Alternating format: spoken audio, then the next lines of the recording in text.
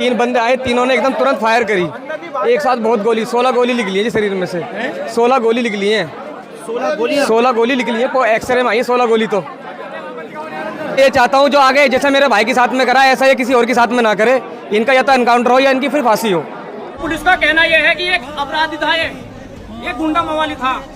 News में चला रखा है दिल्ली पुलिस ने कि इस पे कई मर्डर के केस थे और चोरी डकैती के केस थे इस पे, इसलिए मारा गया है वो। दिल्ली पुलिस का कहना यह है। हम दिल्ली पुलिस से जवाब मांग रहे हैं कि कितने आपराधिक मामले थे इसके ऊपर, जो 6 महीने पहले भी इस पर हमला हुआ है और अभी 15 दिन पहले भी 50,000 रुपए एसीपी साहब ने लिए इससे। एसीपी साहब उठा के ले गए थे उसको। हम दिल्ली पुलिस से पूछना चाहते हैं, दिल्ली पुलिस से न्यूज के माध्यम से भी पूछना चाहते हैं कि इस पे कितने मुकदमे थे जो अभी मुलजिम पकड़े नहीं गए, गिरफ्तार नहीं हुए और सारा घड़ा इसके ऊपर फोड़ दिया रखा। अपने हाथ साथ उठाने के लिए दिल्ली पुलिस ने अपने हाथ उठा लिए इस केस से। कोई कार्रवाई नहीं, अभी तक कोई मुलजिम गिरफ्तार नहीं है। हम ये चाहते हैं कि इसकी मैयत, इसकी मिट्टी जब दफन करेंगे हम, जब तक मुलजिम गिरफ्तार नहीं होगा, उनका एनकाउंटर नहीं होगा। हमें चाहे ऐसा भजनपुरा चौक पर जाकर रखना पड़े, ये अभी दफन नहीं होगा यहाँ से, ना यहाँ से उठा के लेके जाएगा, हम इसे सीधा लेके जाएंगे भजनपुरा चौक पे। दिल्ली पुलिस का कहना यह है, मैं देख रहा हूँ न्यूज, अभी 1-1.5 घंटा पहले न्यूज चली है दिल्ली पुलिस की तरफ से कि दिल्ली पुलिस ने गुत्थी सुलझा दी है और ये आपराधिक मामला था, गुंडा था, बदमाश था, ये गिरोह चलाता था।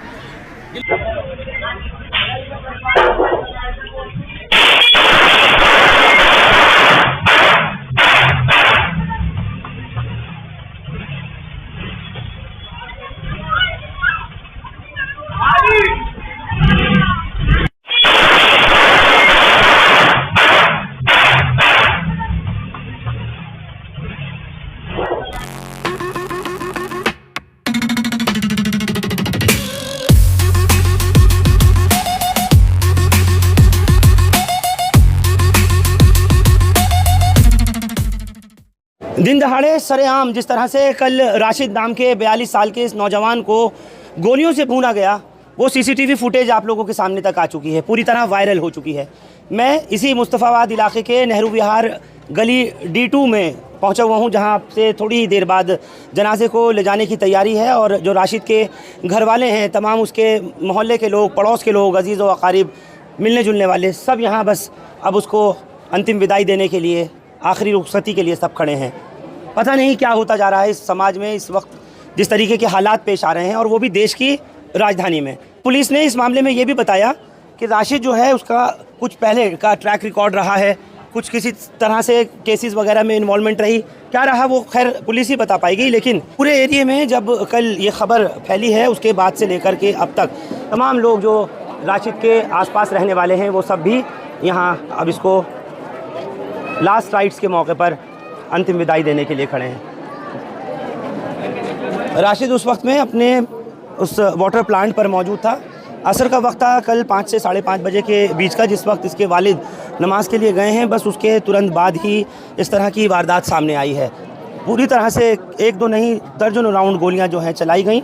एक नज़र ज़रा देखिए, इस वक्त में लोग बस एक झलक पाना चाह रहे हैं, राशिद को देखना चाह रहे हैं। वो ये भी बताया गया है कि आम आदमी पार्टी से जुड़ा हुआ था, उसका कार्यकर्ता था। अब पैरामिलिट्री फोर्स भी साथ में लगाई है। मैं आपको दिखा दूं, जो थाना दयालपुर है वहाँ पर 103(1) के तहत मुकदमा दर्ज तो कर लिया गया है इस वक्त, क्योंकि किसी तरीके का बॉडी को कहीं चौक चौराहे पे ना रख दें। परिवार वाले इंसाफ की आवाज़ को लेकर के पुलिस ने उसके लिए पहले से इंतज़ाम किया है। यहाँ से कुछ ही देर में बस जनाजे की अब रुखसती होगी, यहाँ से चलेंगे। पूरा जो मुस्तफ़ाबाद का इस D2 नेहरू विहार का जो ये गली है, जहाँ आप देख रहे हैं, घर घर पर, छत छत पर, एक एक खिड़की पे लोग यहाँ बस खड़े हैं, इसी उम्मीद में कि बस जब राशिद को यहाँ से लेकर के जाएंगे तो उसको किसी तरह से आखिरी वक्त में उसके दीदार कर सकें, उसको देख सकें। एक भीड़ है, एक जम्मे गफ़ीर है, हुजूम है यहाँ लोगों का। लेकिन कब तक ये सब कुछ चलेगा?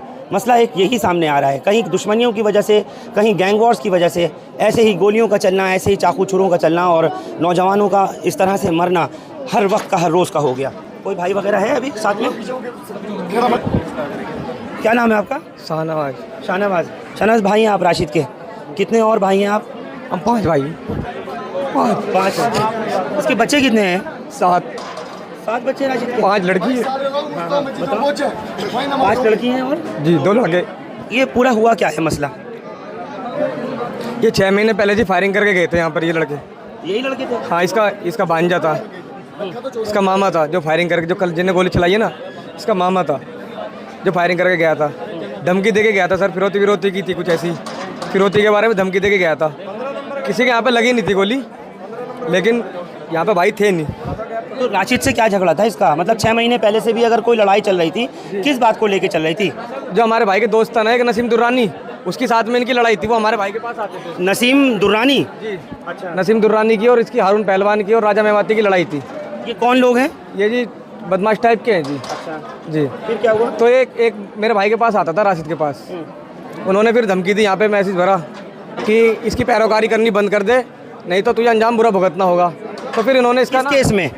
इसी में ही पैरोकारी करने के लिए कहा था जी उन्होंने। तो राशिद का भी पहले जिससे झगड़ा था, लड़ाई थी, FIR वगैरह दर्ज राशिद पे भी हुई थी? नहीं फिर कुछ नहीं हुई। 2 बंदों के आपस के बीच में झगड़ा था और एक बंदा राशिद भाई के पास आता था, तो उन्होंने इसी वजह से ना ये काम करा था। अच्छा। फायरिंग करी थी 6 महीने पहले। तो ये 6 महीने से झगड़ा चल रहा था? 6 महीने से पहले चल रहा था जी ये। पुलिस की नॉलेज में था ये? हाँ जी, नॉलेज में था। पुलिस ने बंद भी करा था जिसने फायर करी थी यहाँ पे पहले? हाँ जी। फिर उसके बाद वो बंदा छुटका आ गया, धूम धमाके से आया जी, जैसे खाजुमरा करके आ रहा हो। फिर उसका राजा मेवाती। वो कहाँ रहता है? वो ताज होटल वाली गली में रहता था। फिलहाल वो मर गया 20 दिन पहले। अच्छा। 20 दिन पहले मर गया वो। ये जिन लड़कों ने फायरिंग करी है, 3 लड़के आए थे एक स्कूटी पे, जैसा हम देख रहे हैं CCTV में। जी। तमाम दुनिया ने देख लिया वो। ये तीनों लड़के हैं कौन? 3 लड़के, एक हारून पहलवान है, 2 को मैं जानता नहीं जी। अच्छा। एक को जानता हूँ, हारून पहलवान है। कहाँ रहता है? ये भी वहीं रहता, ताज होटल वाली गली में। नेहरू विहार में? नहीं, खजूरी खास। खजूरी खास में। हाँ। अच्छा। ये कौन था उसका जिससे पहले झगड़ा हुआ था? ये भांजा था जी उसका। तो राशिद की कुछ तो बात हुई होगी शाना? बात नहीं थी जी, सिर्फ पैरोकारी के ऊपर गोली मारी है। पैरोकारी मत कर तू इसकी। किसकी? इसकी नसीम दुर्रानी की। नसीम दुर्रानी राशिद का दोस्त था? जी। अच्छा। और उनका झगड़ा था आपस का? झगड़ा था आपस में। आपका भाई जो था वो हिमायत लेता था, पैरोकारी करता था नसीम दुर्रानी की? ली भी नहीं थी, एक बार ली थी बस। अच्छा। उसके बाद में फिर उन्होंने यहाँ पे फायर वायर करके गए थे ना, तो उसके बाद फिर लेनी बंद कर दी। हमने फिर मना कर दिया था कि किसी के बीच में घुसने की जरूरत नहीं है। अब इसके छोटे छोटे बच्चे हैं, 7 बच्चे। कितनी उम्र है उन बच्चों की? लड़की की 15 साल उम्र है, सबसे बड़ी लड़की की। 15 साल, सबसे बड़ी लड़की। जी। कल हुआ क्या था दुकान पे? कल ये यहाँ पे आए थे वाटर प्लांट पे, और आने के बाद में मुश्किल से 3 से 4 मिनट बैठे जी। 3 से 4 मिनट बैठने के बाद में 3 बंदे आए, तीनों ने एकदम तुरंत फायर करी एक साथ। बहुत गोली, 16 गोली निकली है जी शरीर में से। 16 गोली निकली है। 16 गोली निकली है, एक्सरे में आई है 16 गोली। तो इतनी दुश्मनी, मतलब इतना उन्होंने अपने मन में पाल लिया था? दुश्मनी भी नहीं थी, दुश्मनी होती तो मान भी लेते, कोई दुश्मनी भी नहीं थी। आपस में करके खत्म करा सकते थे आप लोग, बिल्कुल मेल मिलाप करके निपटा देते। खत्म कराया भी था, दोनों का समझौता कराया था, दोनों ने फिर आपस में लड़ाई चालू करी। मैं आपको दिखा दूं इस वक्त में जो ये शाहनवाज हैं, ये राशिद के भाई हैं। ये बता रहे हैं कि कुछ वक्त पहले से, लगभग 6-7 महीने पहले से एक लड़ाई चल रही थी। वो कोई दुरानी नाम का लड़का था, उसकी लड़ाई चल रही थी। किससे? नसीम दुरानी से। और मैं आपको दिखा दूं कि किस तरीके से ये मामला इतना बढ़ गया कि आपसी जो लड़ाई है वो खूनी रंजिश में बदल गई। और ये एक बड़ा अलमिया है कि किस तरह से जो वारदातें हैं वो होती जा रही हैं और केसेस बढ़ते जा रहे हैं। क्या चाहते हैं, क्या होना चाहिए? हम जी इंसाफ चाहते हैं। किस तरह से? इंसाफ जैसा हमारे भाई के साथ हुआ ऐसा उनके साथ भी होना चाहिए। मतलब आगे खून और ज़्यादा हों? जी नहीं, ये जिन्होंने ये करा है उनको आगे ऐसा करने का मौका ना मिल पाए। ये चाहता हूँ जो आगे जैसे मेरे भाई के साथ में करा है ऐसा ये किसी और के साथ में ना करे। इनका या तो एनकाउंटर हो या इनकी फिर फांसी हो। 16 गोलियां आप बता रहे हो लगी? गोली निकली हैं एक्सरे में, 16 गोली शरीर के अंदर से निकली हैं। लेकिन इतनी गुंडागर्दी, इतनी बदमाशी। आतंक उतर रहा है यहाँ पे, पूरा आतंक उतर रहा है। जिसे मर्जी चाहे मार के चले जाओ। कहाँ किस इलाके में? यहाँ जा रहा है, सिलमपुर में, हर जगह मर रहे हैं। पुराना मुस्तफाबाद हो गया। यहाँ पे 16-16 साल के बच्चे नाबालिग मर्डर कर रहे हैं और पुलिस उनको बंद करके छोड़ देती है। फिर वो दोबारा से आके बदमाश बन जाते हैं, फिर वो मर्डर करते हैं। इसमें भी कोई नाबालिग है क्या? नहीं, नाबालिग इसमें कोई नहीं है, लेकिन ये सब जवाब बालिग है, सब बालिग है। ये हथियार सप्लायर करता जी राजा, ये क्या कहते हैं, हारून पहलवान। अच्छा, हथियार सप्लायर था जी ये। पुलिस पूरी तरह से मौके पर है। और जैसे मैं कह रहा हूँ, क्योंकि पुलिस को इस बात का अंदेशा और डर है कि कहीं ऐसा ना हो यहाँ लोग जो है वो कब्रिस्तान ले जाने की बजाय इसको चौक पे रख दें, प्रोटेस्ट करने लगें। बहुत हुजूम है पूरी गली में और वक्त मगरिब है। यहाँ से अब ये लोग जनाजे को लेकर के जा रहे हैं। मर्डर की खबर जब भी कहीं लोग सुनते हैं और ख़ास तौर से दिन दहाड़े गोलियाँ चलने की, तो उसके बाद में होता यही है जिस तरीके से हम देख रहे हैं। एक जन सैलाब आता है, लोग देखने वाले आते हैं। पीड़ित परिवार से मिलने के लिए, उसकी आखिरी झलक और नज़र पाने के लिए। यही हालात हमने अब से पहले जब भी रिकॉर्ड किए हैं और आपको दिखाए हैं, इसी तरीके के सामने आए। बदमाश पकड़े जाते हैं, और ख़ास तौर से अगर मैं बात करूं तो उन नाबालिगों की जिनको डिटेन किया जाता है, अरेस्ट किया जाता है, उनको जुवेनाइल जस्टिस के तहत कुछ टाइम बाद ज़मानत मिल जाती है, वो आ जाते हैं, रिहा हो जाते हैं, और उसके बाद फिर से क्राइम की दुनिया में वो पैर रख देते हैं। आपने देखा जिस तरीके से अभी कुछ टाइम पहले ही सुईवालान इलाके में क्या हुआ था। एक लड़का था जिसने 16 साल की उम्र में मीना बाज़ार में एक चाय वाले के बेटे का कत्ल किया था। कुछ टाइम वो ऑब्जर्वेशन सेंटर में रहा, उसके बाद फिर उसको रिहाई मिली, वो वापस आया, और उसने, आपने देखा होगा किस तरह से ईरान नाम के एक शख्स जो अपनी नवासी को झूला झुला रहे थे सुईवालान में, उनका बेरहमी के साथ कत्ल किया, चाकू मारा।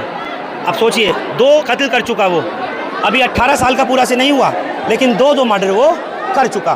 तो ये हालात हैं। और यहाँ से अब मुस्तफ़ाबाद कब्रिस्तान के लिए जनाज़ा राशिद का उठा लिया है। ये पीछे आप देखें जनाजे के कितनी भीड़ है, और इधर की तरफ अगर आप देखें तो आगे भी जनाजे से इतनी भीड़ है। राशिद के ऊपर भी कुछ रिकॉर्ड्स बताए गए हैं, इसका भी ट्रैक रिकॉर्ड पुलिस ने साझा किया है मीडिया के साथ में, जिसमें कई अलग अलग मामलों में ये भी मुलविस रहा है। लेकिन कई सालों से, अब जब से शादी हुई, इसके बच्चे हुए, और उसके बाद से लेके अभी तक ये सही चल रहा था। इसके भाई ने, शाहनवाज ने जैसे बताया कि एक दुरानी नाम का इसका एक साथी है, ये उसकी हिमायत कर रहा था, जो दूसरे बदमाशों को नागवार गुजर रहा था, कोई पहलवान एंड कंपनी।